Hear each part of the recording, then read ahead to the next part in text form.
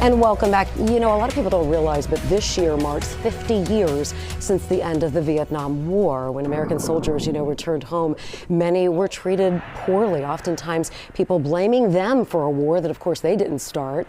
So not this Saturday, but next Saturday, April 5th, the city of Mason is partnering with the Mason American Legion Post to celebrate some of our local veterans. And today we're joined here by Mason's Vice Mayor, Ashley Chance, as well as Councilman Mark Hackey. Guys, thank you so much for being here. I know you guys are members of the Veterans Board, and I appreciate you coming on to talk about this. It's interesting because when I talk with my father about Vietnam, he was not a veteran, but oftentimes he would say this to me, you don't understand, he always wore these dog tags, and he said because back then people didn't appreciate the sacrifice that our service members were making. So talk to me a little bit about how Mason's trying to spread the word about this effort to honor our brave soldiers. Kind of who came up with this?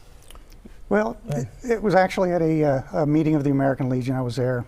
Former Post Commander Mark Baseman mentioned that it was the 50th anniversary of the end of hostilities for the Americans, and did we want to do a parade? And being on the Board of Veterans Affairs, I was like, this is something we have to do. So brought it back to the board, talked about it, took about 2 seconds for us to decide, yes, this is what we need to do. What do you hope that people take away from this when they're coming out for this event? I do think a lot of, especially the younger generation, they really don't realize the sacrifices that our veterans made, especially during Vietnam. Yeah, I think you're spot on. I think to be able to reach the youth and a generation that really doesn't understand what kind of maybe social and political unrest happened. My father was in Vietnam, and he was an air traffic controller, and he still cannot talk to about it to this day without getting choked up. Retired colonel in the Air Force, so he was in for 26 years. But when we have these type of conversations, and so I get it firsthand from him. He was in the conflict and didn't get to see my brother for 8 months. And so to understand those type of dynamics of the emotional, the physical, what was going on, and then coming home to that type of unrest, I could only imagine. And so we're hoping that some of the gratitude and appreciation these folks should have gotten 50 years ago.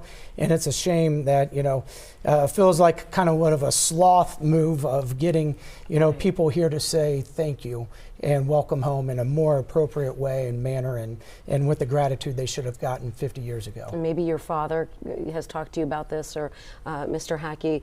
Have you talked to any of the veterans about the fact that you're doing this now and the importance they feel like it means to them specifically? Oh, absolutely. Yeah. I'm actually part of a veterans group that we get together for coffee once a week. And called the Liars Club. Yeah, the Liars Club.